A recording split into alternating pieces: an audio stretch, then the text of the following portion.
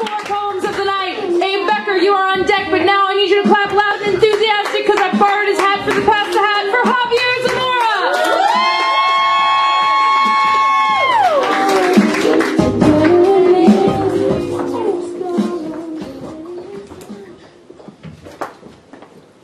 Salvadoran Civil War, February 9th, 1982. My fiance's lips are copper wire.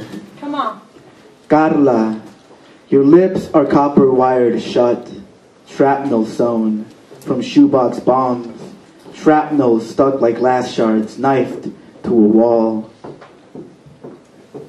Your eye whites blanket this strange, flaccid, and cold body. Copper burns whitest before darkening. You're always round the neck, red handkerchiefs chokes your lips, last red strands. Guerrillera, soldiers called you. My shouts found you this morning, scrapped, cold, and raped. I hear white owls, whoo, death, hiding between the white owl's wings. I love you. Guerrillera, unrust your breath, lift your breast off this dirt, unbury breath through your lips, shrapnel carved burrs. Ooh, your dark hair's mind has lost itself. Ooh, when the white owl hoots 3 times, someone has died. I'm deaf. It's raining. Carla, your words wallowing in shoals, trapping me forever. These muddy labyrinths, your crusted, rusting lips, I can't escape them. Bombs bursting far away, I can't hear them. Only owls flapping wings. Carla, shrapnel didn't kill you. Your legs, cold but frothing semen. Carla, please wake. I'm blind. 1 soldier raped you. Wish shrapnel split your head open before penetration. 2 soldiers. Wish flesh didn't smell semen. 3 soldiers. 4, 5, 6. Wish. I wish. I'm blind. This morning I found you. 1 shoebox bomb never kills. Ash melts like burned livers. Carla, ghost your strangled body fucked, flaccid and cold. I love you. Blood smells like freshly cracked morning eggs. I can't smell. Taste buds shrivel and fall, drowning in these muddy labyrinths. Your lips are just cold. In cold gasps, I'm a numb ghost. Carla, I'm copper burned to a churn. Carla, you're haunting me forever. These labyrinths, your crusted, rusting lips. Speak, Carla, speak. Lift your copper breast out this puddle. There's white owls inside this head, and your whispers gleam in this blindness. Bleed a handkerchief round me. I love you. Copper burns whitest before darkening. Carla, your lips are just cold. Press your lips to mine 1 last time till copper burns white, dark. I remove death with my tongue. I'm pressing lips to yours. This crusted labyrinth, this copper. Alright,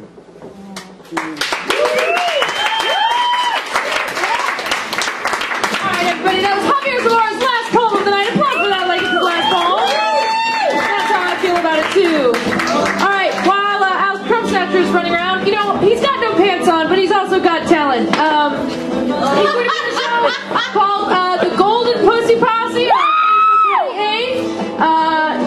You can look it up on Facebook and ask him about it later. It's on April 28th. It's a home theater show, and he's at Chief and Duke's official release party on Sunday, April 22nd at the Oasis Restaurant and Bar in Oakland at party time, which I guess is an official time on a clock. I have a 7.0 judges audience. How do you feel about that? Stop. I have an 8.7. I have an 8.2.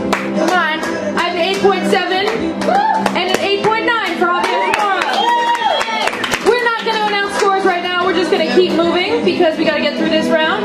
Sam Sachs, you are on deck. Now I want you to clap loudly and enthusiastically for the last poem you'll hear from Abe Becker tonight.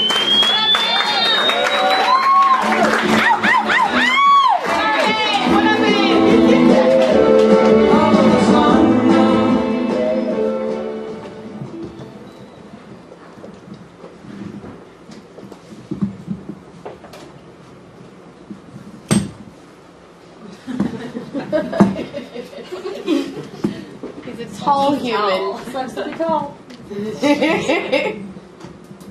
Oh yeah. Thanks, Evan Carr.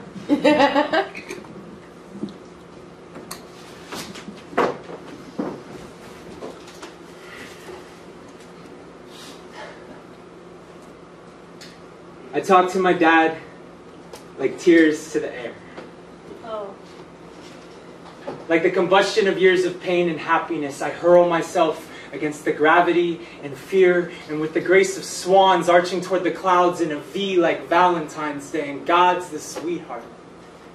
I try to do that when I look into his eyes at the cafe. I try to just tell my dad a poem, the essence of poem, a metaphor for the moment the sun winks through the gray at the two roses blooming on the sidewalk in winter. I want to be the fragrance of his goofy smile when he laughs in his throat and shoulders at his own bad jokes, and I wince because Dad tells bad jokes. And I love him like a seal loves the sun, because he's my dad, and he has polio in his lungs. Most people have it in their legs and they can't walk. My dad can't breathe. He wears plastic oxygen tank cords in his nostrils, and he looks like a resuscitated corpse sometimes. So when we talk, I just listen to the sounds of his words. I hear the sports and politics and bad jokes like birds waking me up. It's a wonderful Bob Marley morning because he could die at any second. I space out in the bloodshot heaven of his tired eyes and imagine he has his breath back. And we're dancing at the gates for St. Peter, and he loves it. He's throwing those pop rock gunpowder things that snap on the pavement when you're children. And we're dancing, but I can't keep it up. He looks 500 instead of 60. And I recall my friends asking if that huge living room tank, man, is that helium? You must have a lot of fun, they'd say. And then he'd walk in, and silence would take all our breaths. The time when I'm 10 and he couldn't sleep for a week because his sleeping mask wasn't tight enough. I remember him mumbling gibberish with his eyes shut, reaching around for the air that evaded him, swiping the felt of his favorite chair. How my cat could have knocked him over just rubbing his ankle for food. So in college, at the basketball game, when the cop said I found him, he's just sitting in the wrong seats, I collapsed against a concession stand and cried for this man I've always been scared is just going to fall over when he's the strongest person I've ever known. Come on. I think about him when I don't want to do something and get out of bed because his self-will could kick the shit out of mine. And he could tear the roof off a courthouse with how hard he fought for his clients as a public defender, enough to trudge for 35 years with no breath. Like the cliche about going to school in the snow when I was your age. He actually says shit like that, but it's been his whole life. With polio in his lungs. His heart is the ink in the pen in my hand. His love made me a poet. His courage makes me a man. Yeah. Yeah. Woo!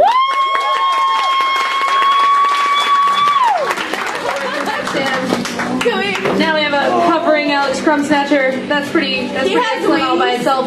Ladies and gentlemen, please remember to hand in your best written poem of the night ballots. We have a couple. There's a distinct lead so far, so if you have an opinion, you might want to voice it. Do we have all five? Thank you very much. All right, I have a 9.0, ladies and gentlemen. How do you feel about that? I have a 9.5. I have a 7.2. I have a 9.0. And I have an 8.8. Come on. Gentlemen, applaud Abe Becker's last poem of the night. And keep that applause going for Sam Saxon's last poem of the night.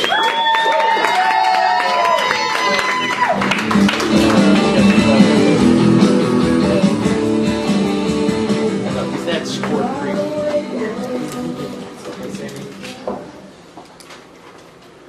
So I'm writing a poem a day this month, and this is my poem for today.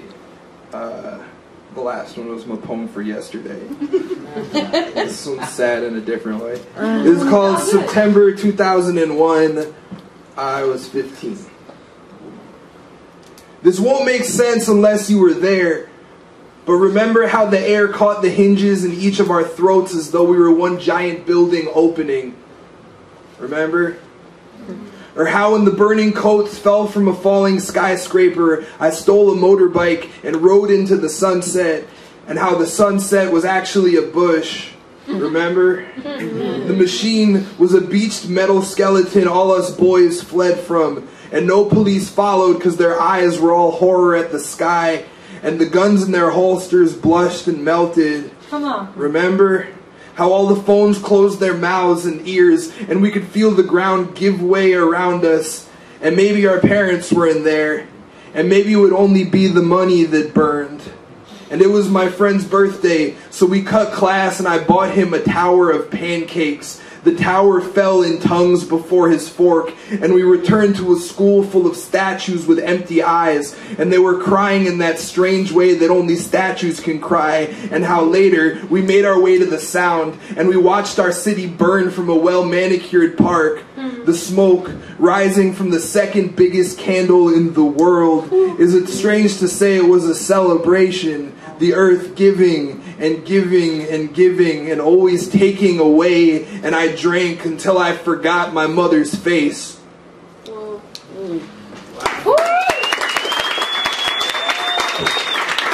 everybody, that was Sam Sax's absolute last poem of the night. Not gonna read another. Only got one poem left to go. Judges, are you done having opinions, please?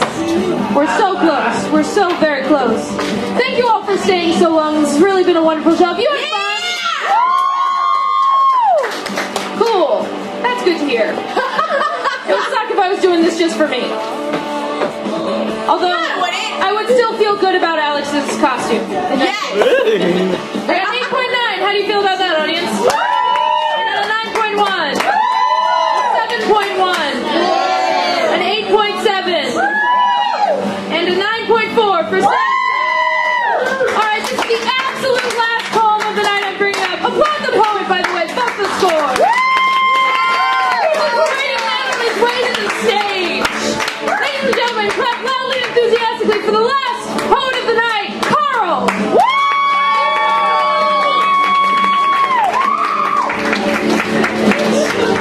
This is my dad's sweater, by the way. Yeah. Nice sweater. Thank you. Alright, Sophie. Bear. You hear that? Downstairs? Below Bear, one floor down, the walls boom from a breath. A newness that no parent would notice, except when mom is home alone. When it is dark, the house is unguarded. Evil is boom on the first floor. I don't want to get killed. The bear's arm is an eye, and it watches over Sophie's shoulder like a hug from a stranger. It's just you, Sophie. Stop thinking about it. It's not you. Boom is at the top of the stairs now. He's deciding which room to start. Enough time to hide in the closet and listen, but only if he goes to Ben's room first. Or the bathroom. I read that I should prop a chair up to a doorknob and open a window and scream as loud as possible, but only if he goes to Mom and Dad's room first. Listen. Stories take over the house at night. They come in with the wind and stay, piling on top of each other until the drop at sleep. In Maine, the peepers still chirp through August, and with a window open, they swarm, bringing home someone to sleep, showing someone a silence, tells someone a secret, or hid something from Sophie. That's not me. Is you. It pauses, you, and decides, you. Sophie smooshes her eyes and forces her hand down further between her legs. You'll stay up and keep watch, right? If we are quiet, we are invisible. Sophie's belly leans into Bear, and the fur gives her back, the two pressing tight for each other, skin and fur. Are you still there? 'Cause I am. A new house comes this way. It began to descend in 1973 when time was first shared. There was never a beginning. Dad catches fall. He holds himself still. Mom notices. His arms have gotten longer. He pulls the covers up and kicks over Mom's waist. I can tell he is smiling. A hazy Milky Way. The peepers. Coldness. Mom breathes with him, his chin moving up and down. The bed is new, breath resting on an old mattress. The wallpaper is new. The flowers are hiding more. Touch is something else for us now. It holds like Mom whispers over time. He turns to her, puts his lips on her neck. What do you think? I'm skeptical. But there is a pause, and Boom moved in the guest room, decided Slip by the anxiety of the closet, the prop chair in the bathroom. It's just you. At work they say someone can get your message all the way in Palo Alto faster than it takes to write. Time was first shared between the bear's wants and the silent hows and a silver 1:15 a.m.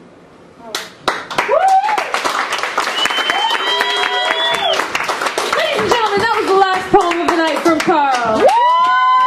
And you officially made it through the Lit Slam. Thank you so much for coming here and staying as long as you did. It really, really makes a big difference. We're going to have a show because of you guys. Can't say that enough. Alex is collecting the last few scores.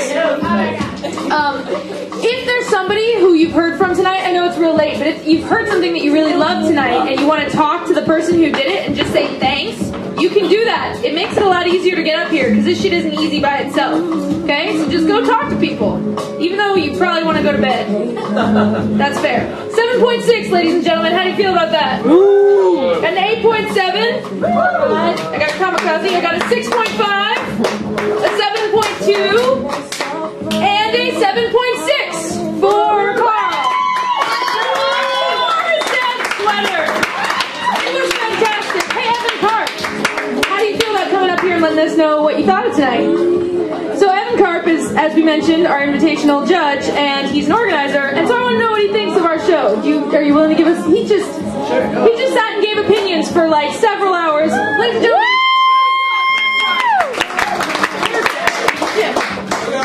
Been a long night, heard a lot of poems.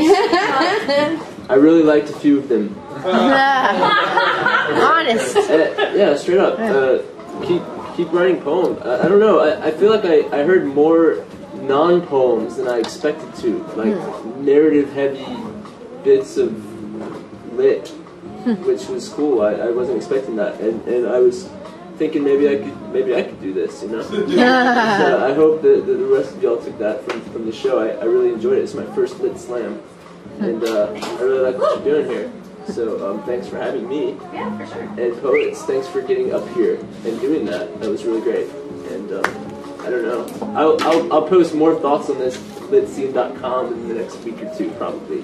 Yay! When I get to digest what just happened. I'll do that too, and hope to see you all around. Thanks. Alright, that was Evan Karp. So if you ever see him here slamming, you have permission to judge him however you will. Thank you so much for it's very much appreciated, Evan, really. Ladies and gentlemen, Kat Sanford here has the final results for the night. Make some noise for Kat Sanford. Hello. So many time penalties tonight, guys. Seriously, watch out for that. Okay, so in fourth place with a cumulative score and time penalties of a 65.4, Carl L. Sesser. In third place with a cumulative score of 72.6, Sam Sachs.